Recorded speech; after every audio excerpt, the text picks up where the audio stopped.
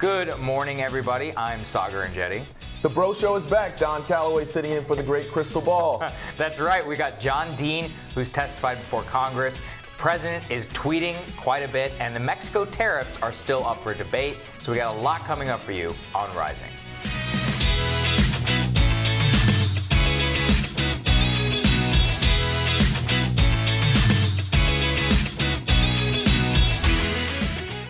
It is Tuesday, June 11th. Saagar, what's on your radar? What's on my radar is the Mexico tariffs. And so we've all seen the State Farm commercials. Like a good neighbor, State Farm is there. And that's how generally allied nations are supposed to act. Mexico is supposed to be there for the United States. Unfortunately, Mexico, up until this point, does absolutely nothing whenever it comes to quelling illegal immigration that is streaming across our southern border. They have allowed, up until this point, 100,000 people over the last 3 months to traffic through their country. Let's put that into perspective. Can you imagine what the Canadians would do or would think of the United States if we allowed hundreds of thousands of people per month to go all the way from the southern tip of our country up to the Canadian border? Would we be being a good neighbor if that was happening?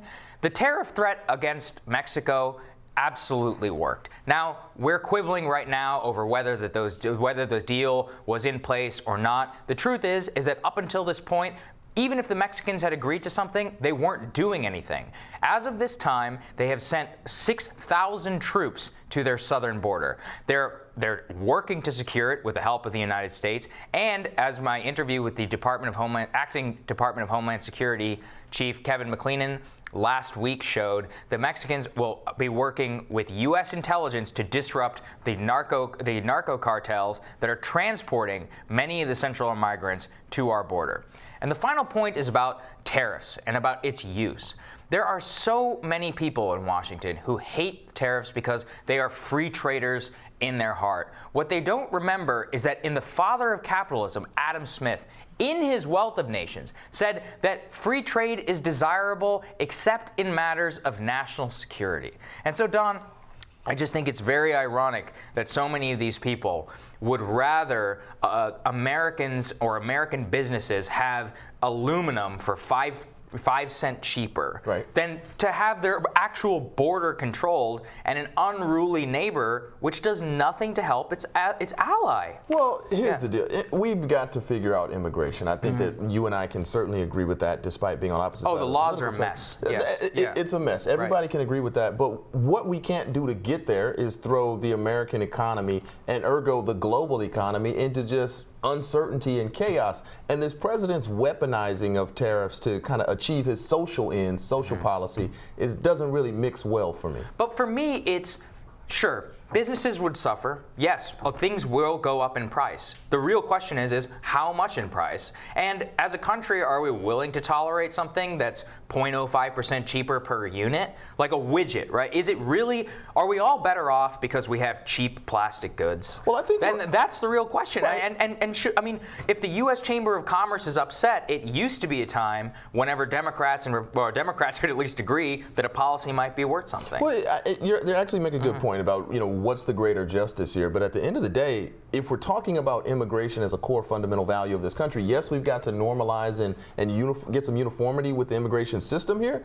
But I think immigrants are a net positive for this country. I know that people are coming from Latin America through Mexico. We've got to find a way to regulate that. But immigrants contribute richly every day to the fabric of this country. I, as a son of immigrants, couldn't agree more. What is on your radar, my friend? Flooding. We have just lived through the wettest 12 months in 125 years, Saagar. In May, we had the second highest level of precipitation in history. Check this out. Over the weekend, the Mississippi River recorded its second highest flood crest ever. 6 of the river's 12 major crests have occurred in just the last several years. All of this is, of course, exactly what scientists say will happen with climate change. Now, the first casualties of all of this rain and flooding are the farmers. Farmers who are already squeezed by monopolies and stressed by the trade war have been absolutely crushed by flooding. In the Midwest, where I'm from, flooded fields have made it impossible for farmers to get their crops into the ground. In the Carolinas, rising sea levels have literally salted the earth, poisoning the soil and making previously fertile fields barren. But the farmers are not the only ones whose livelihoods are threatened today by climate change. So when the Mississippi floods, all that water sweeps across fields, picking up fertilizer as it goes. And when it empties into the Gulf of Mexico, all that fertilizer feeds algae blooms that suck up all the oxygen in the water, creating what's called dead zones.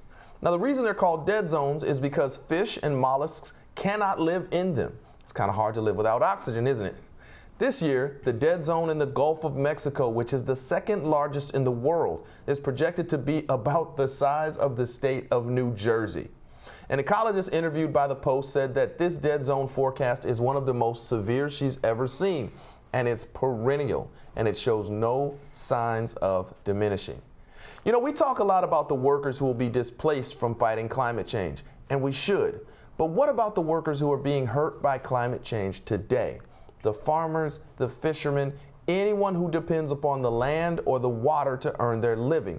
Where is the sympathy for them? Now, ultimately, Saagar, these are middle American red state voters. I hope that this is something that can compel Republicans in the Senate as well as moderate Democrats in the minority in the House to finally come together and legislate on real climate change. It shouldn't even be about red state. It should be just, yes, people are being affected. There's no way of looking at this data and not being alarmed by it. I really do think what it comes down to is how to regulate climate policy. And proposals like the Green New Deal do nothing but harden the most biggest climate denialists in the United States Congress and within the Republican Party, because if you have people going out there and claiming that all of civilization is going to be dead in 12 years, it's just not practical. Well, I don't know that the Green New Deal is the answer. The Green New Deal says that every structural building in the United States, your parents' house, my parents' house, needs to be rebuilt, and that's a reach. But what's not a reach is doing nothing. Like, what's unacceptable is doing nothing. And Absolutely. Right now, this Senate and really state legislatures throughout the country have done nothing at the behest of big energy, big corporate, manufacturers. The greatest flaw that Republicans and many have made is by hardening their position on the anti-climate policy, pulling out of Paris. And the problem with Paris was not that it admitted that climate change was a problem. The problem with Paris is it didn't actually do anything to stop climate change. It restricted the United States economy and allowed China and India, 2/3 of the world's biggest polluters, to continue polluting. Yeah, absolutely. The ultimate problem, and this is what I always say to the AOCs and to the Democrats of the world, is you could reduce U.S. emissions to zero, and we would still go towards the carbon targets that they're warning are problems. It has to be a global solution.